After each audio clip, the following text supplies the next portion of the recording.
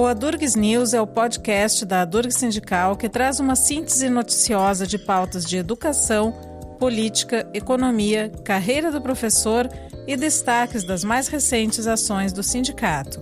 Mas nesta sexta, 24 de outubro, já em ritmo de Feira do Livro, vamos reprisar a entrevista com a escritora Lilian Rocha, primeira curadora de literatura e cultura negra da Feira do Livro de Porto Alegre, em 2024, e Clô Barcelos, jornalista e fundadora da editora Libretos.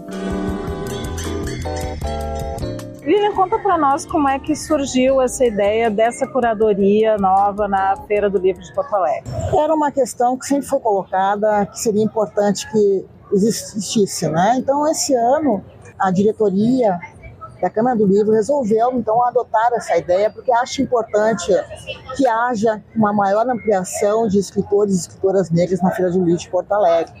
E escolher uma pessoa, né? Eu sou alguém que sempre esteve presente na Feira do Livro de Porto Alegre, tenho uma trajetória já literária no Rio Grande do Sul e nacional, e que conheço uma grande quantidade desses escritores, e que então favoreceria ter um olhar diferenciado para essa escrita. E como é que está funcionando a curadoria? Como é que a gente encontra, por exemplo, os autores, as obras dentro das sessões de autógrafos? Como é que está funcionando? Nós pensamos em fazer uma forma ampla. Então tem desde a sessão de autógrafos, debates, mesas, oficinas, saraus. Como é parte de cultura, então também vai ter a questão musical, né? Então, em toda a feira, do dia 2 ao dia 20, sempre está acontecendo algum tipo de atividade. E também os escritores vão estar nas bancas, ou seja, foi solicitado que os livreiros tivessem os livros ligados à literatura negra.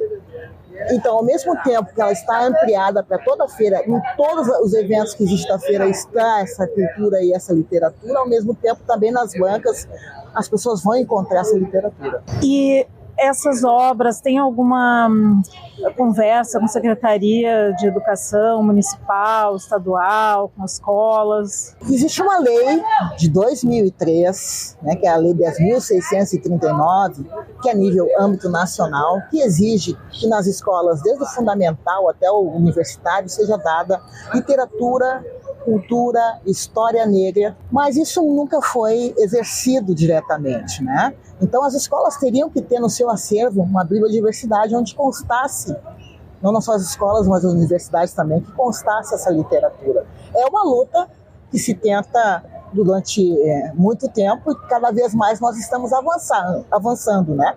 Mas é um caminho ainda árduo, né? Por exemplo, a própria feira aqui de Porto Alegre completa 70 anos e somente agora está tendo a primeira curadoria. Então é um trabalho de formiguinha, mas que a gente está conseguindo alcançar aos poucos a melhoria com relação a isso. E escolas, professores que queiram trazer turmas para trabalhar esse enfoque aqui, eles têm um contato que eles possam fazer para buscar, organizar uma visita, assim, com esse foco? Durante o início da feira, né, e antes um pouco disso, foi aberto inscrições para as escolas comparecerem. Então, por exemplo, nós estamos trazendo escritores como a Kilsan de Oliveira, que é ligada à literatura infantil, que vai estar com as crianças, né, que vai estar com o ensino fundamental, assim como nós temos escritores que vão estar com o ensino médio. Então foi aberto para as escolas municipais e estaduais que se inscrevessem para poderem vir conhecer e estarem nesse bate-papo com esses escritores. E o Novembro Negro ele acontece justamente, né, ao mesmo tempo que a Feira do Livro. E esse ano também é o primeiro ano que vai se ter o feriado nacional, né? A feira termina exatamente nesse dia.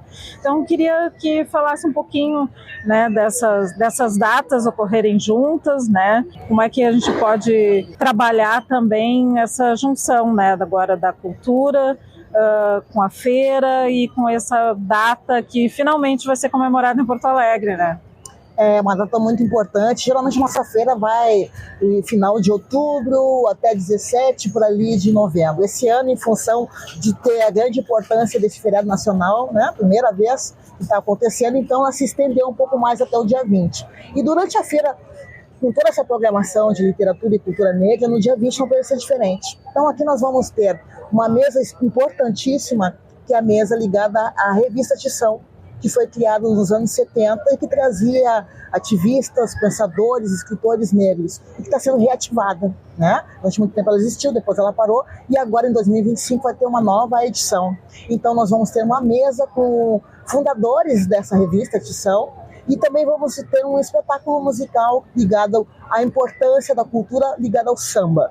Então vai estar aqui o grupo Puro Samba e as Negras Encanto. E toda essa programação foi pensada justamente nisso, né? Nesse data tão importante que vai ser feriado, que a gente possa trazer, então, de forma diferenciada, escritores que já têm uma trajetória, como aqueles que ainda estão iniciando e que talvez não tivessem a oportunidade de estar numa feira de uma pungência dessa. Como está o mercado e produção de livros de escritores negros? Para saber mais sobre esse cenário, conversamos também com Cloba Celos, jornalista e fundadora da editora Libretos, com banca na Feira do Livro desde 2010, que contou como começou o trabalho de busca por autores e obras de literatura afro-brasileira e falou sobre destaques e lançamentos.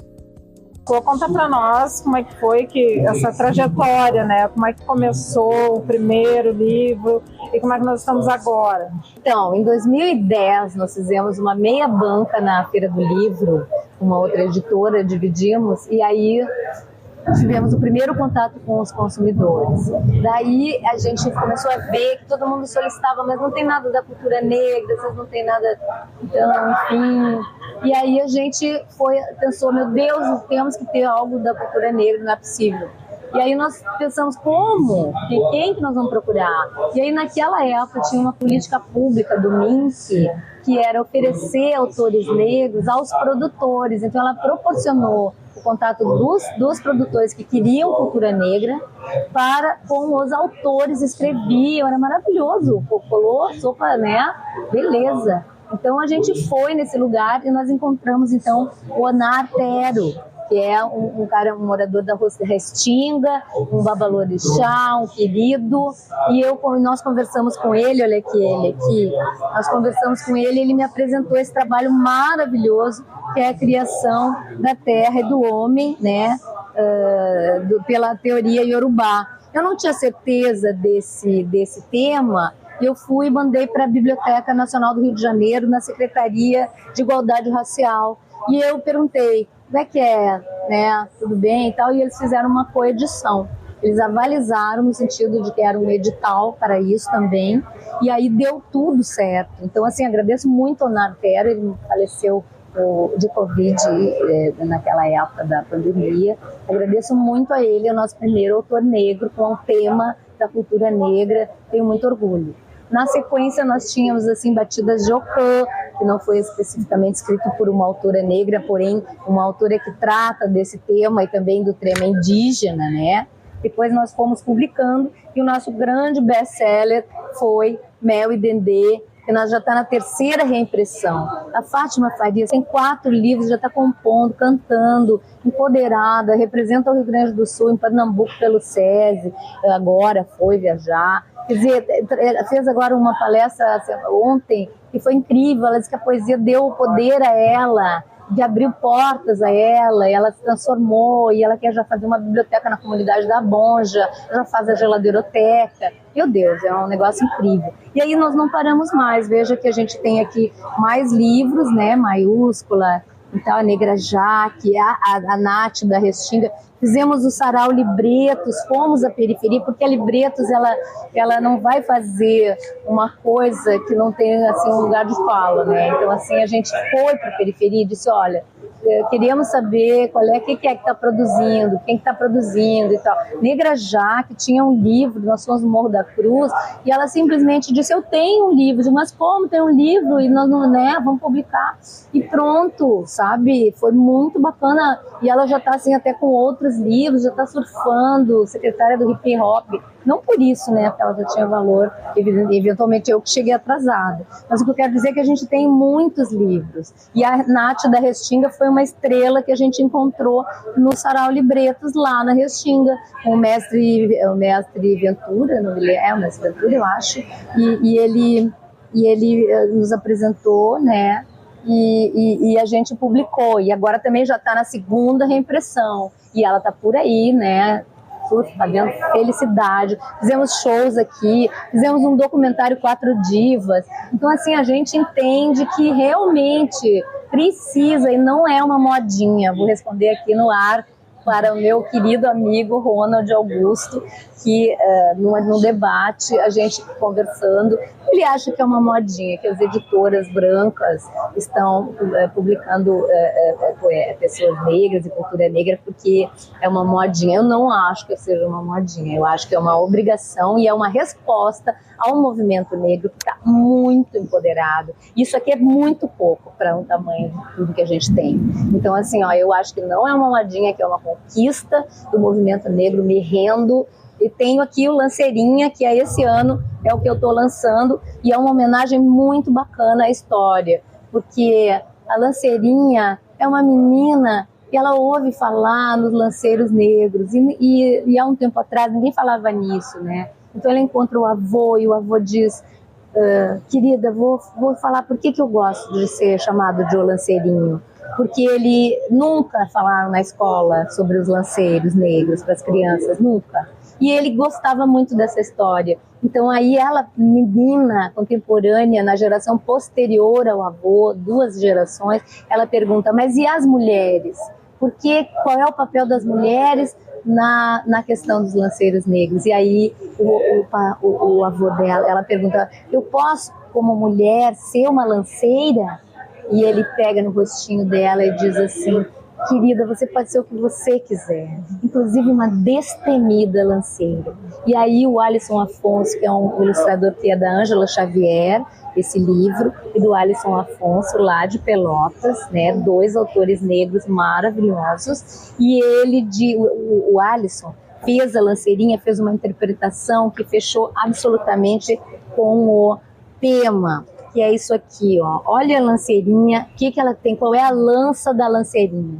É um lápis. Então, assim, a luta da nova geração é um lápis, é o conhecimento, esse é a grande lança dessa luta do movimento negro na sociedade.